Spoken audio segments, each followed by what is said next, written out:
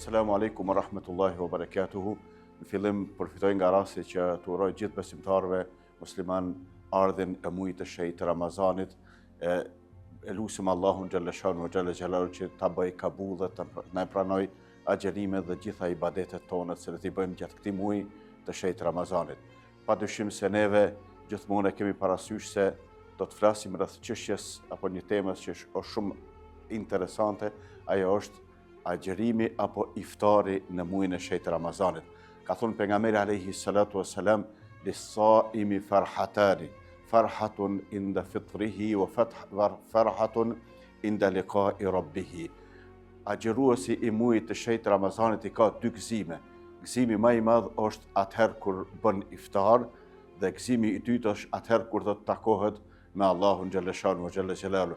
Edhe padyshim se agjerimi vërtet është një gjë shumë e madhe dhe shumë madhështore që Zoti ka deshur enkas për ummetin e Muhamedit alayhi salatu wasalam ta bëjë agjerimin obligim, po dhe të njëjtën kohë agjeruesve të muajit të shenjtë Ramazanit të japë shpërblime të pakufishme që kanë të bëjnë rreth iftarit, rreth agjerimit, rreth ibadeteve të ndryshme, rreth leximit të Kuranit, faljes taravive dhe gjithë ibadeteve tjera.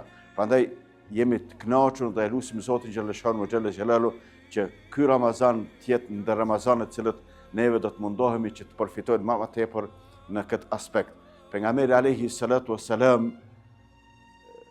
kur ka shku në një vend e kanë ftuar në iftar dhe i thonë Muhamedi alayhi salatu wassalam e bëri një dua para iftarit dhe tha: Allahumma at'im man at'amani wa asqi man saqani.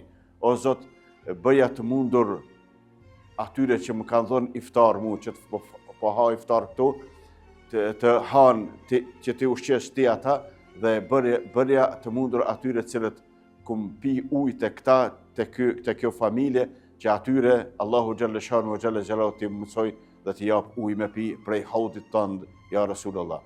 Edhe tash neve përfitojmë nga ky rast që agjerimi i Ramazanit është një edhe ibadet social që ka të bëjë me ofrimin e gjithë besimtarëve dhe ofrimin e familjarëve, që do të thotë se neve gjatë muajit të shenjtë Ramazanit është mirë që të bëjmë iftar me të afërmit e tonë, me familjarët e tonë dhe me vëllezërit e tonë dhe me shoqërinë në përgjithësi cilën e kemi. Për ato duaja e iftarit është: o Zot, për ty agjerova, në ty u mbështeta dhe me të mirët tuaja bëj iftar. Prandaj e lutim Zotin xhaleshanu xhalla xhelalu që këto iftare të jenë të përbashkëta. Dhe të njëjtën kohë pejgamberi alayhi salatu wassalam na ka sugjeruar që të jemi nga ata që japim iftara. E kjo ka të bëjë me atë se vërtet ka thënë pejgamberi alayhi salatu wassalam, ai që i jep iftar dikujt me bë iftar do të ketë shpërblimin e atij që bën iftar, hiç pa ja marr as pak shpërblimet atina, ai do të ketë shpërblimet e veta, por edhe ky do të shpërblehet me të njëjtat shpërblime. Prandaj këto janë gjërat që vërtet neve na shtyhen që të bëjmë iftara të përbashkëta dhe të mundohemi që të jemi afër familjarëve tonë. Dhe të njëjtën kohë shokët e pejgamberit alayhi salatu wassalam e kanë pyetur pejgamberin alayhi salatu wassalam: po na ja Rasulullah, nuk kemi na çka të japim çdo kush prej neve dikon ta ftojmë në iftar. Thot pejgamberi alayhi salatu wassalam: a keni mundësi që çdo kush dikujt t'ia jep një hurme, apo çdo kush t'ia jep një gotë qumsht apo një gotë ujë apo të ngjashëm?